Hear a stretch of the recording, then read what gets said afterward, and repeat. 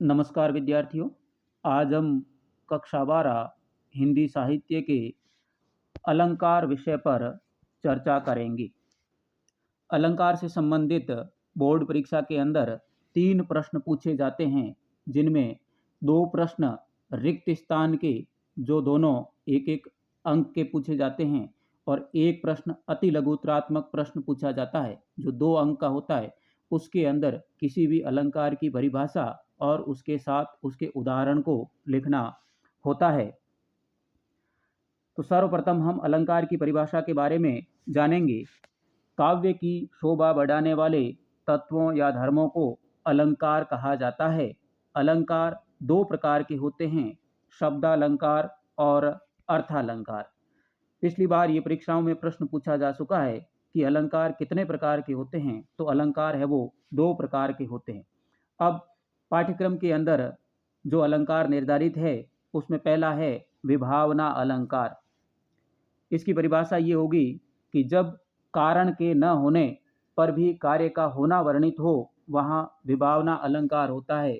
यानी विभावना अलंकार में बिना कारण के भी कार्य है वो होना पाया जाता है। उदाहरण के रूप में बिनु पद चले सुने बिनु काना, कर बिनु कर्म करे विधि नाना। यानी यहाँ पर चलने के लिए पैर की आवश्यकता होती है, सुनने के लिए कान की आवश्यकता होती है, परंतु इनके न होने के बावजूद भी कार्य का होना पाया गया है। तो यहाँ पर विभावना अलंकार है वो दृष्टिगोचर होता है। उसके बाद दूसरा अलंकार है जिसका नाम है विशेषोक्ति अलंकार। विशेषोक्ति पूरी तरीके से विभावना अलंकार का उल्टा है। यानी इसकी परिभाषा ये है कि जब कारण के होने पर भी कार्य है वो नहीं होना वर्णित हो, वहाँ पर विशेषोक्ति अलंकार होता है। यानी यहाँ पर कारण उपस्थित है परंतु कार्य नहीं हो पा रहा है।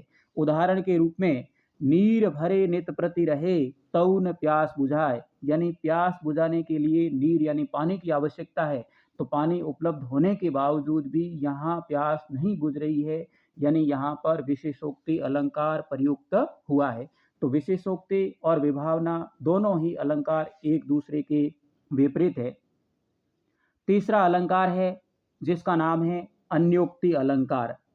अब अन्योक्ति अलंकार की परिभाषा इस प्रकार होगी कि जहाँ अप्रस्तुत के वर्णन द्वारा प्रस्तुत का बोध करवाया जाए, वहाँ अन्योक्ति अलंकार होता है। यानी वर्णन प्रस्तुत का किया जा रहा है और समझाया है वो प्रस्तुत के बारे में जा रहा है। उदाहरण के रूप में माली आवत देख कर कलियन करी पुकार, फूले फूले चुन लिए काली हमारी बार। यानी यहाँ माली है वो यमराज के लिए प्रयुक्त हुआ है, माली और कलियन है वो युवाओं के लिए है और फूल है वो बुजुर्गों के लिए है। तो इस प्रकार से वर्णन अप्रस्तुत का किया गया है। यानी माली यहाँ अप्रस्तुत है और प्रस्तुत है वो यमराज है। बोध यमराज और मृत्यु के बारे में करवाया जा रहा है, इसीलिए यहाँ पर अन्योक्ति अलंकार है वो प्रयुक्त हुआ है। अगला अलंकार है समासोक्ति अलंकार। अब समासोक्ति अलंकार की परिभाषा ये होगी कि जब काव्य में प्रस्तुत का वर्णन है वो प्रस्तुत का किया जा रहा है और अर्थ समान अर्थ सूचक विशेषणों द्वारा अप्रस्तुत का बोध करवाया जा रहा है। यानी वर्णन प्रस्तुत का है, बोध अप्रस्तुत का करवाया जा रहा है, वहाँ पर समासोक्ति अलंकार होता है। उदाहरण के लिए कुमुदनी हूँ प्रफुल्लित भई सांझ कला निधि जोई। या कुमुदनी जिस तरीके से कला निधि यानी सूर्य को चंद्रमा को देख करके प्रसन्न होती है, वैसे ही यहाँ पर नायिका है वो अपने कला निधि नायक को देख करके प्रफुल्लित होने की बात की गई है। यानी यहाँ पर समासोक्ति अलंकार प्रयुक्त हुआ है। अगला अलंकार है दृष्टांत अलंकार।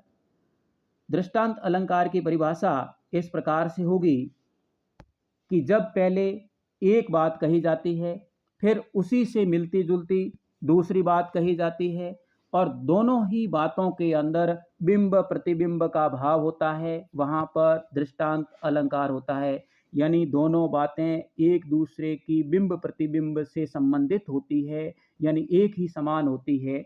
जैसे उदाहरण के रूप में बिगड़ी बात बने नहीं लाख करो किन कोय, रही मन फाटे दूध को मथे न माखन होय। यानी जिस तरीके से दूध के फटने पर उसको मथने से माखन है वो नहीं हो सकता, वैसे ही बात बिगड़ने के बाद लाख यत्न करने के बावजूद भी वह बात है वो नहीं बन सकती। तो यहाँ पर बिंब प्रतिबिंब इस उदाहरण के अंदर भाव है उसका, और एक दोनों बातें एक दूसरे से मिलती जुलती है, इसीलिए इसके अंदर दृष्टांत अलंकार है वो प्रयुक्त हुआ है। अगला अलंकार है प्रत्येप अलंकार।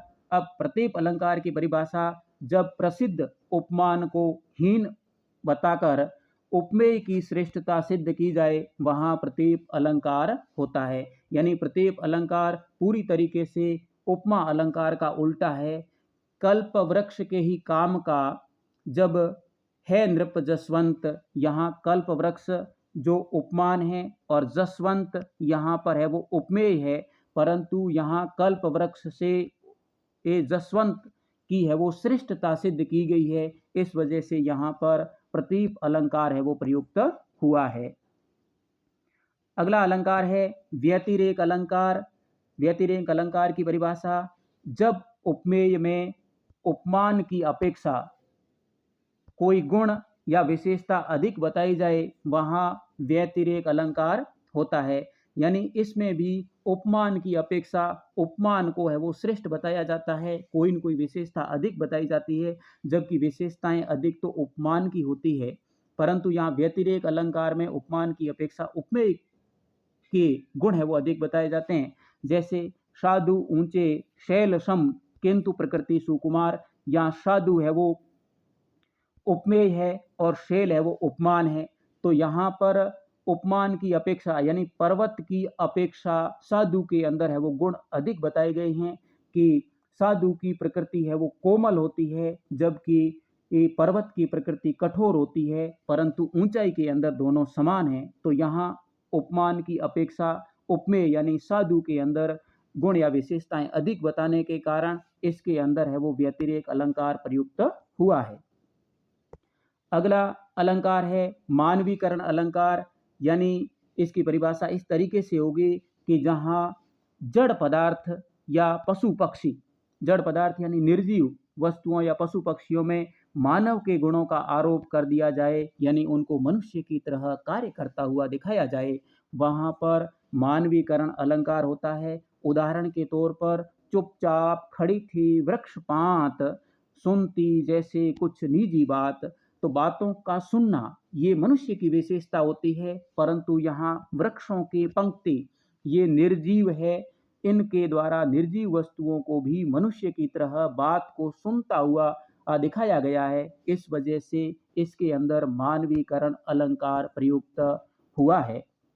अब पिछले वर्षों की बोर्ड परीक्षाओं के अंदर जो प्रश्न पूछे गए हैं उन पर हम चर्चा करेंगे, ताकि हम अगली परीक्षा के लिए भी अच्छी तैयारी कर सकें और ये पहचान कर सकें कि इनमें से किस प्रकार के प्रश्न है वो परीक्षाओं के अंदर पूछे जाते हैं। तो पहला प्रश्न है, चुपचाप खड़ी थी वृक्ष पात, सुनती जैसे कुछ निजी बात, इन पंक्तियों में कौन सा अलंकार है? तो हम पहले चर्चा कर चुके हैं कि इसके अंदर मानवीकरण अलंकार है, क्योंकि यहाँ निर्जीव वस्तुओं के अंदर मनुष्य की तरह कार्य करते हुए दिखाया गया है। दूसरा प्रश्न है कि कारण के उपस्थित होने पर जब कार्य का न होना वर्णित हो वहाँ कौन सा अलंकार होता है? तो वहाँ विशेषोक्ति अलंकार होता है, यानी कारण है कार्य नहीं हो रहा है। अगला प्रश्न है कि विभावना अलंकार में कारण के बिना भी कार्य की उत्पत्ति का वर्णन किया गया है, यानी विभावना में कारण है नहीं फिर भी कार्य हो रहा है। अगला प्रश्न है, जहाँ उपमान की अपेक्षा उपमेय में गुणों की अधिकता है वो श्रेष्ठ सिद्ध की जाती है, वहाँ पर कौन सा अलंकार होता है? तो वहाँ पर है वो व्यतिरेक अलंकार होता है। अगला प्रश्न है, जब कविता में उपमेय का उपमान से उत्कर्ष दिखाया जाता है, मतलब उपमेय को उपमान से श्रेष्ठ दिखाया जाता है, वहाँ पर है वो व्यतिरेक अलंकार होता है। अगला प्रश्न है, सुनत जुगल कर माल उठाई, प्रेम विवश पहराई न जाई, यहाँ पर कौन सा है वो अलंकार है? तो यहाँ पर है वो विशेषोक्ति अलंकार है, क्योंकि यहाँ पर कारण माला है वो उपस्थित है, परंतु वो कार्य यानी पहनाने का कार्य नहीं हो रहा है, इसीलिए इसके अंदर विशेषोक्ति अलंकार है, यानी कारण उपस्थित है, कार्य नहीं हो रहा है।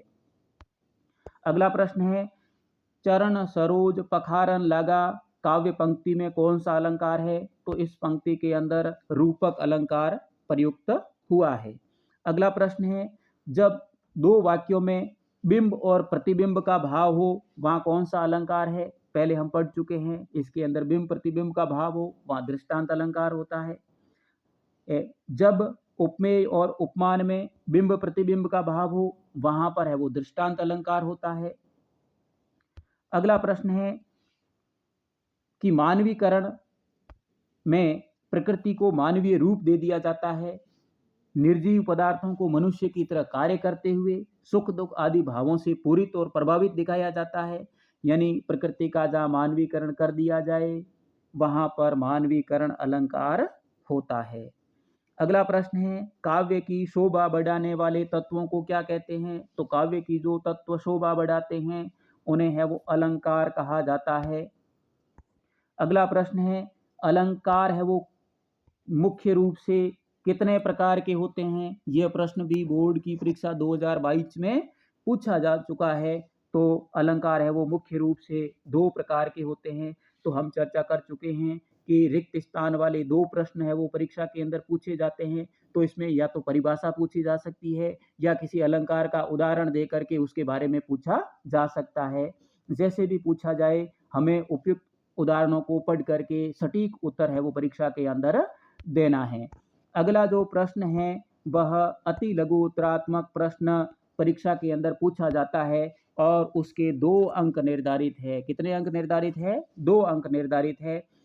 जिस तरीके से ये 2025 की बोर्ड परीक्षा के अंदर ये प्रश्न आया था कि अन्योक्ति अलंकार को उदाहरण सहित समझाइए, तो यहाँ पर हमें पहले अन्योक्ति अलंकार की परिभाषा लिखनी है।